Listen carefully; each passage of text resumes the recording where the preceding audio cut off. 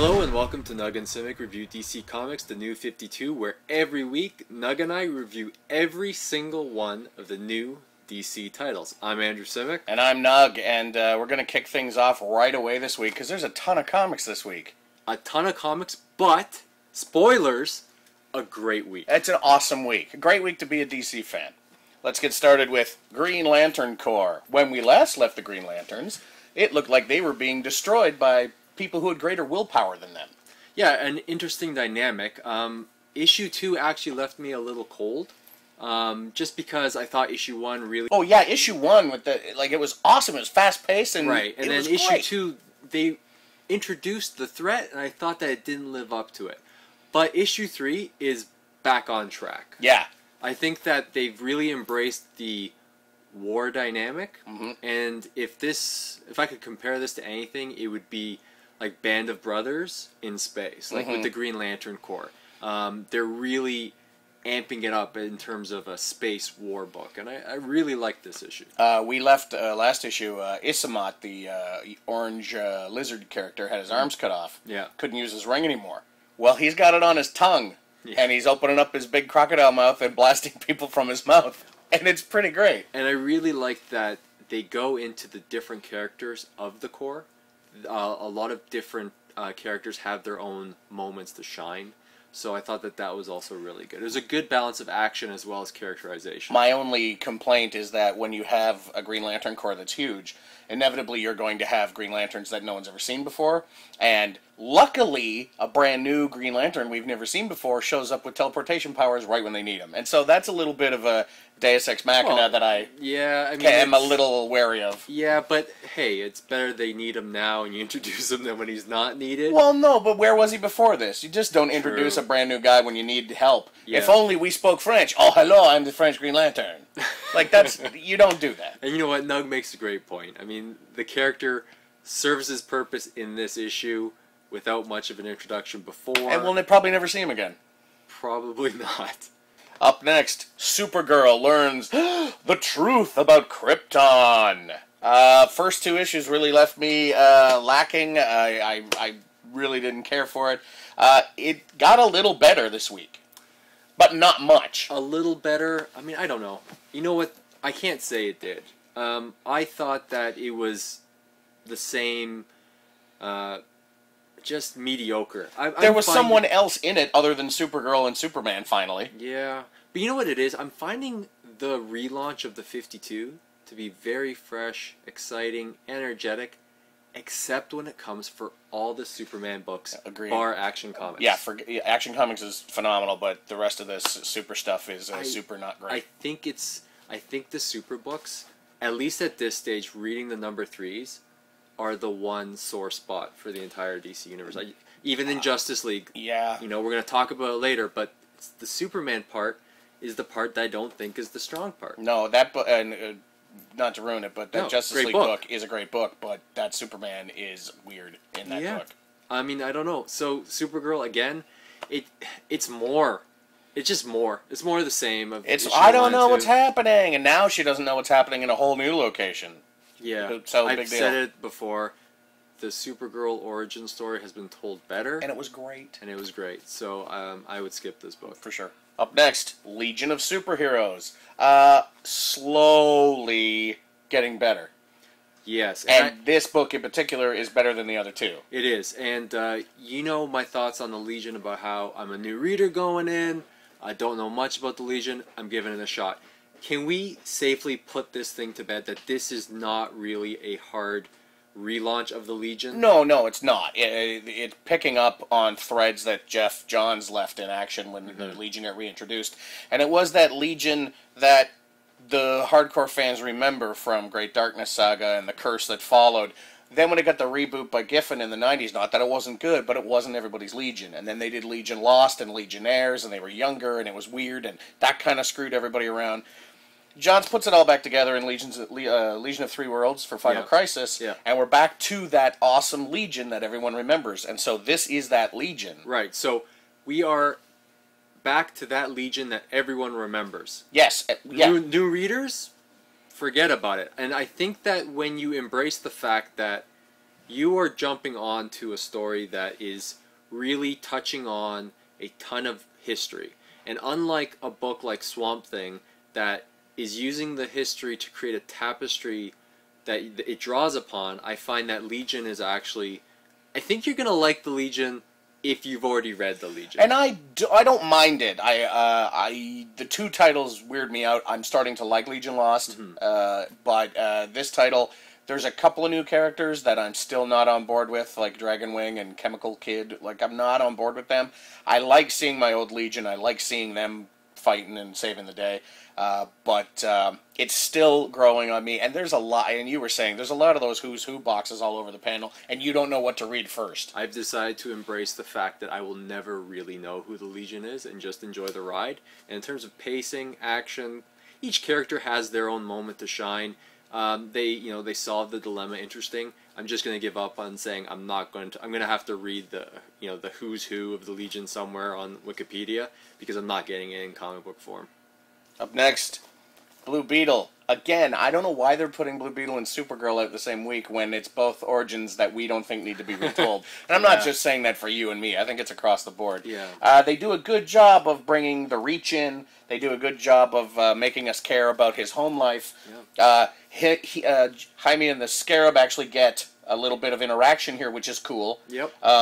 It's a little different. Maybe we're meant to understand it.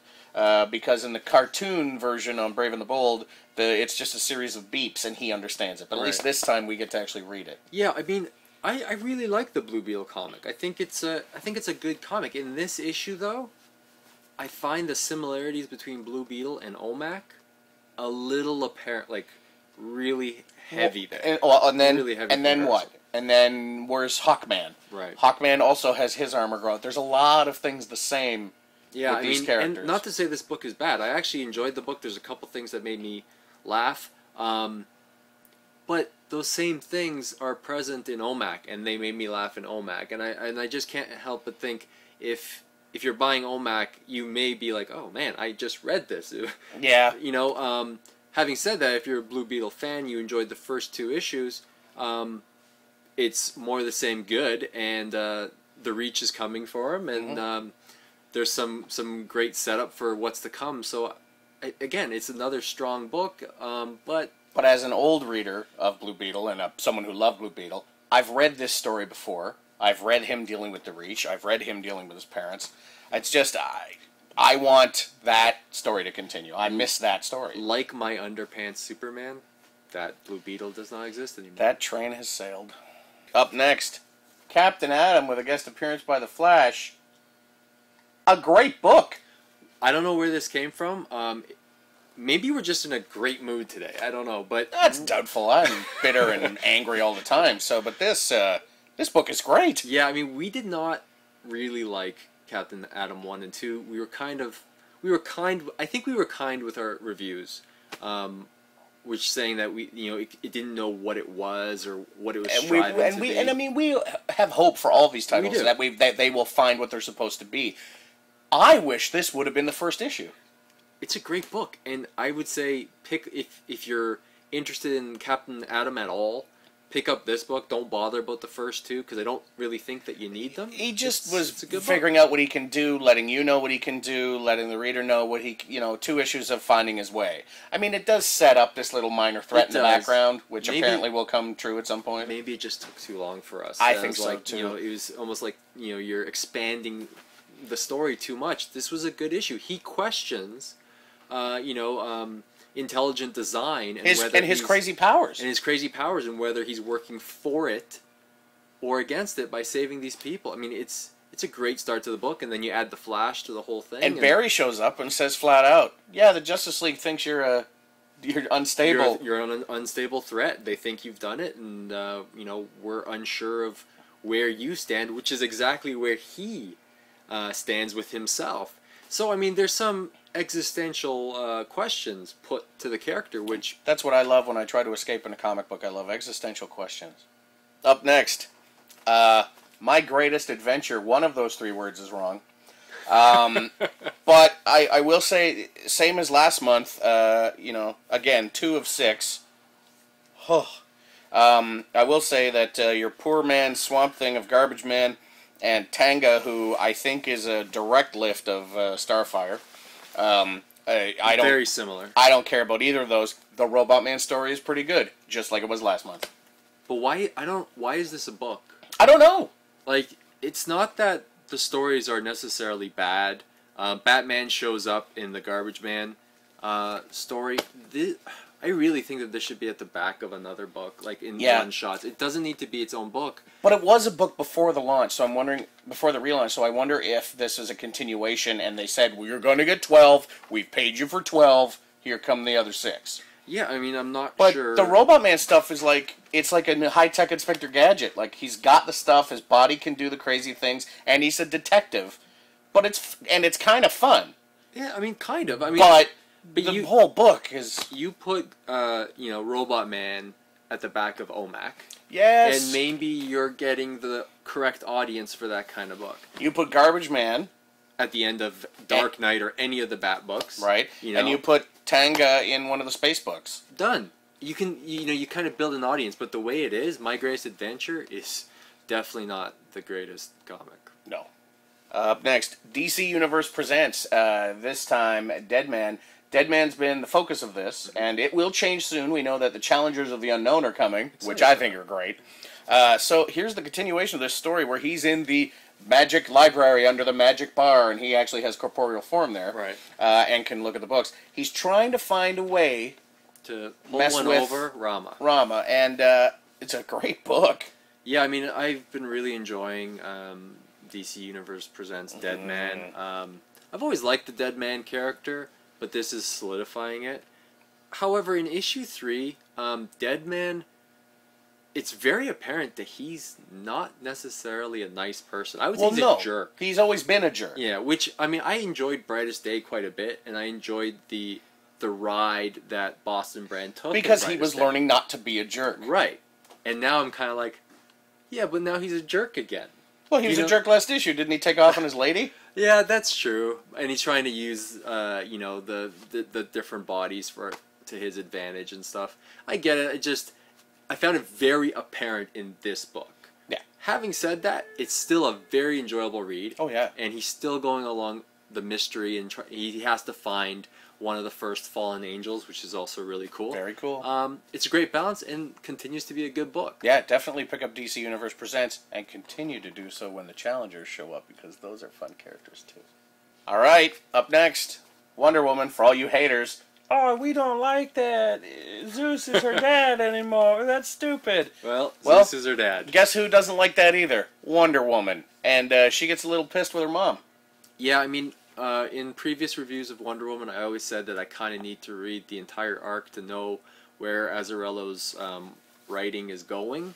Having read issue 3, I can say that I am officially on board this run. Oh, for sure. I like the fact that the whole cover story of spoilers, Diana being made of clay was to protect her from Hera, which I think is a great choice by the writer. It changes canon without necessarily throwing everything out. There was a purpose for why we knew those stories. So I really enjoyed that. The art in Wonder Woman, once again, is bang on. And yeah, I mean, I think for the first time, and I'm excited for where Wonder Woman is going to go and what's in the future. So, I mean, it's, again, a very different take on Wonder Woman, but I like it. And we get to see Wonder Woman later on in Justice League, and I think she shows off very nicely in Justice League. Yes. This is a little teaser for what's coming. Yeah. So don't skip to the end. But I mean, if you really are a purist, go drink your bottle of Haterade. Oh, snap! You like that? That's pretty great. I was working on that all week. Up next, Birds of Prey entering Bat territory here with the Birds of Prey. Birds of Prey getting Poison Ivy on board. So now it's Poison Ivy, Katana, Starling, and Black Canary. Yes. And Starling, I am enjoying Starling quite a bit as a character. I think Starling is a breakout for this new 50. She's so really great. Like her. So great, except her hair is blondish on this cover, and it's not inside at all. But they're dealing with these weird guys who are like invisible or can change their appearance, and there's some vocally activated bombs inside of people. Yeah, all chemical. runs. Yeah, it's really cool. I mean, I think that this issue maybe wasn't as good as the first two, but it's not. It's not bad. It's It's not just bad at all. You're adding Ivy. The team's not all happy about it, but here she is. Yeah, and I think that the book really is successful with the team dynamic. Oh, and I love the relationship. The dialogue is apparent, and the relationships in the it's so good. So fleshed out. Again, it's like, man, there's a lot of good books this week that, you're kind of like flipping through. It's like Birds of Prey. Okay, it's not one of the top books, but it's not at the bottom. But it's a great book. It's a great book. Yeah, pick it up for sure. Up next. Oh no! It's the book nobody likes except you and me. Red Hood and the Outlaws. A funny, fast-paced action book. And guess what? You get a little bit of backstory on each of the Outlaws this week. And it's great! Again, not a guilty pleasure anymore. No way. Because when you read issue 3 and go back and read issue 1, guys, come on. It was completely obvious how he was writing the characters. We said it from issue 1. It's a comedy book. There's a lot of sarcasm. Sarcasm. You gotta hear how they're saying it. It's not... And honestly, if you're mad about the way that Starfire's portrayed in this book, second time in 3 issues, I don't care, spoilers, whatever, second time in 3 issues, she saves their asses again. And they make full point of that they know how great she is. I mean, this is just a fun, fast book. It even plays on your emotions a bit. I'll say spoilers here, but I'm not wrecking it. But the last page, the ending of the book, all of a sudden I hear him. Aw, right? Aww. Red Hood doesn't do that. That's right. But it did. It's Red Hood is a great book for sure. If you know who the characters are, they're outlaws. They're not good guys, right? They're outlaws, but they have hearts. And that great flashback with Roy. Yeah. That Roy scene, the Roy scene flashback alone. We don't want to spoil it for you, but you know what? If you've been reading such negative reviews about Red Hood and the Outlaws, and haven't been picking it up because of that, go pick up all 3. Go get it. I mean, it's fun and it's great. Up next, the other book no one likes. Oh, horrible person. Catwoman. Catwoman got super dark at the end of 2. Oh, man. And gets a little darker. Yeah, I mean, you know what?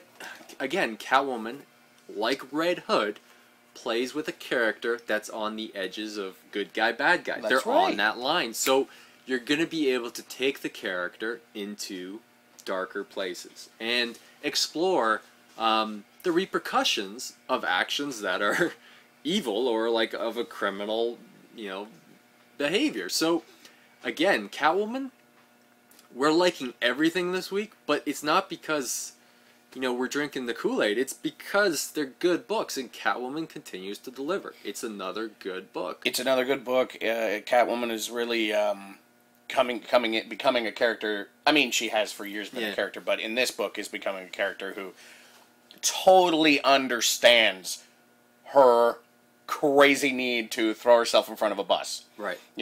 I know exactly what I'm doing, but I have to do this. Yeah. Like, I know I don't want to do it, but I have to. And the one thing that I always liked about Catwoman, and just strong female characters, is that they're allowed to be a full character. Yes. And by that I mean they can be strong, they can be sexy, they can be confident, they can have emotions and cry and feel bad about what they've done. It's a full character. It really is. I think that's what appeals to a lot of people about Catwoman. And Winnick does a great job on Catwoman. I think that it's a really enjoyable book. And I can't wait to read the next issue. Me neither. Continuing with the Bat books, Nightwing. Nightwing, who last time we saw him was actually last week at Batgirl, where he had a fight with Batgirl. Yeah. But let's not sully that with this. He was too busy in his own book. Let's go back to this, where he's inherited the circus. Yeah. He's dealing with his past, but apparently there's even more to that past. And one of his past guys turns out to be a bit of a meta. He got upgrades. Upgrades! Wow, you know what? Aside from Finch's Dark Knight, I think the Bat books are just killing it. Mm-hmm. I mean, I'm a huge Batman fan. And, yeah, he is. But, I was excited for this week. There were a lot of bad books coming out. Catwoman, Red Hood, Nightwing, Batman. Nightwing's a great book as well. And the thing I love is that they talk about the Dick Grayson character as always looking forward. I mean, you always know that he was the most positive of the Robins. You know, he was a natural team leader. He's always looking forward, and that's in his character. And then they're gonna rip it all to shreds with this story of arc and forcing him to look back into his past. What I really think it's a great choice. I love that, and what I said after I read it that what I like about this one of the Bat books is that you know it's connected to the Batman stuff. Yeah. But it's not Batman, Right. and it's like of the 15 books that are out there, and 14 of them are Batman. Yeah. This one's not, and it's really cool. It's still part of the Batman family, but he's got his own thing going on, and it's his own direction, and I really like that. And kind of, as a Superman fan as well, I'm kind of frustrated at the fact that you've got 6 great Batman books, right? Yep. Okay, 5. Let's just say 5. Let's say We've got 5 great Batman books. books, and we got one, different Action Comics that is still good, but you've got another 3 bad Superman books. And hey, I like Lobdell's writing on Red Hood and the Outlaws. I think he's nailed it properly. He's also doing Superboy though. I think he's missing on Superboy, but I think it's not him. I think it's the company's stance on the Superman character and trying to cram this idea of an accessible Superman into the world, and I don't think it's working. Whereas in the Bat books, they know exactly what they're doing, and it's well, great. They didn't have to change them. Nightwing got a little change, Batgirl's changed, and the Birds of Prey might be a different team, and Red Hood's got a new batch of people with him, but they didn't really change the core of the characters, and I think that's why they're succeeding. All right. Batman. Speaking of the Bat books, Scott Snyder has written a book. Where did this guy come from? I didn't even hear about him until his Detective Comics run and his Gates of Gotham with Higgins run. And I'm like, is he like the new Jeff Johns and Grant Morrison? He might be, because Snyder, this whole thing with the Court of Owls and how far it reaches back, and I'm willing to bet that this will at some point tie into All-Star Western. Who this knows, is just phenomenal. This book is so good. He's detective. There's Bruce Wayne stuff in this. It's not just an all Batman issue. He's dealing with a lot of stuff. Alfred shows off well in this book. And, it's just when... I've read just about every Batman comic book there is. And I'm reading this, and it feels familiar, but fresh at the same time. And when he's talking about the actual architecture of Gotham... Yeah, and how it's built, architecture of Gotham. It's if you're not picking up Batman, and, I've seen the sales numbers, so it looks like you guys are. But you should be, because this is a great run by a writer who gets Batman. And it's getting me, who I couldn't give a crap about Batman. When this guy reads it and turns to me and says, okay, that was good. Yeah. And he doesn't give a crap about I couldn't care. I want to see the new Dark Knight movie. I'll pick up Arkham City. A casual Batman Batman fan. But I'm not the first guy to run out and go, oh, gotta pick up Bat Nerd.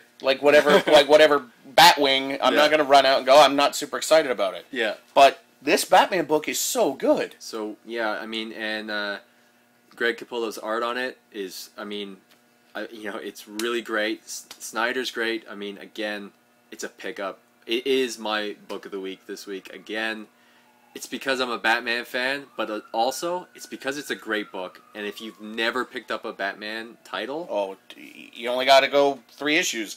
For those of you worried about picking up Batman number 600 before the relaunch, now you've only got 3 to pick up, right? Pick it up.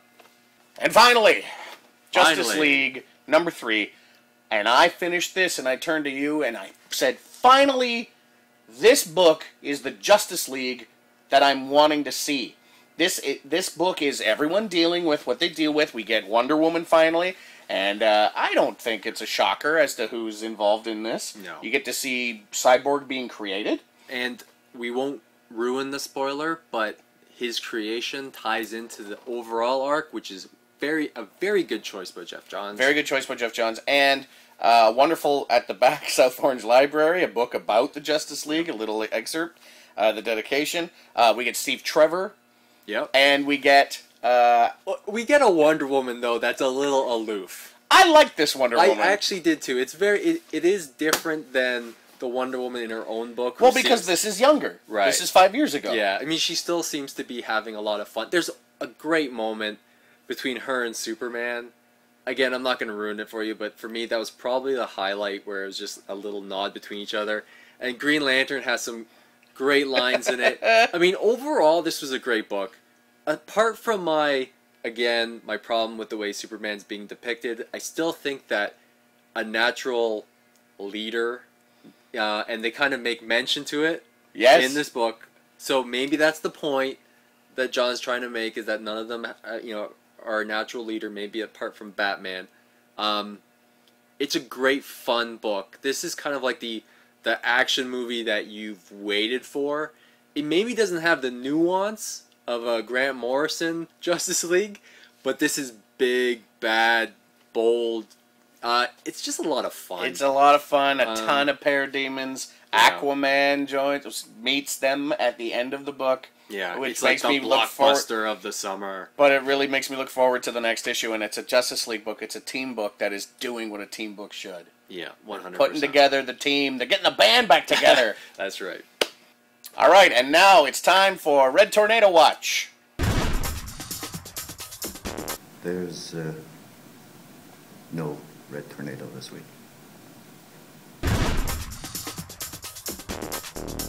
There you go. I'm actually impressed. What are you talking about? That's Colin mockery. Yeah, man.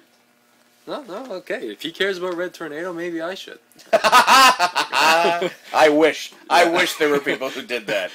I wish people would listen to him, and actually, well, if he likes them, yeah, then I should too. So we're gonna now do our books of the week, and every week we pick 6. There were a lot of good books this week, though. Come to the Silver Snail, take out your wallets, and buy a ton of these books. We're not kidding. They're actually great books this week. They're amazing books this week. What do you got? Justice League. I actually think this is the best issue of the run so far. For sure. But it's a lot of action with some great dialogue. My book of the week, Batman #3. So good. Great book. Catwoman #3. Great book. Red Hood and the Outlaws #3. An amazing book. If you hated it, continue to hate it, but you will love this book. And Wonder Woman #3. This is the first time that Wonder Woman is actually in my book of the week, but I'm kind of seeing now what Azzarello is doing, and I'm really liking it. For sure. I'm going to leave off Catwoman. Oh, I still have one more, right? I think. How many was that? Was that 5? That 5? That was 5. And I got to put in Nightwing as well. Nightwing. Because Nightwing is a great book as well. Nightwing. Do you want to hold? There you go. You can hold that up. Nightwing #3. My 6. Okay, so I'm going to leave off Catwoman and Nightwing. Yeah. But I'm going to throw in Captain Atom, and I'm going to throw in DC Universe Presents. Which, I mean, you can't really go wrong on those books and either. And the same on the other 4. Wonder Woman, Red Hood, Justice League. So overall, Batman. I mean, we had a lot of books to review this week, but we were pleasantly, I mean, I don't want to say we were surprised. There's a lot of books I was looking forward to. But Captain Atom really snuck up on us. Yeah, I was like, oh, let's get this over with early. But it was an enjoyable read. So, yeah, a great week for comics. If you're a DC fan, I mean, I hope that you go home from your comic book store and just have a great time, because this was a great week. Yeah. And thank you to Colin for doing the Red Tornado Watch. Yeah, thanks for calling. Maybe I'll get him to do a Power Girl watch. No? I don't know, if his wife will let him. Well, and thanks for the Silver Snail for having us do here, and come in and pick up your books and tell them we sent you. Yeah, tell them that you watch our show, and they will say, so what?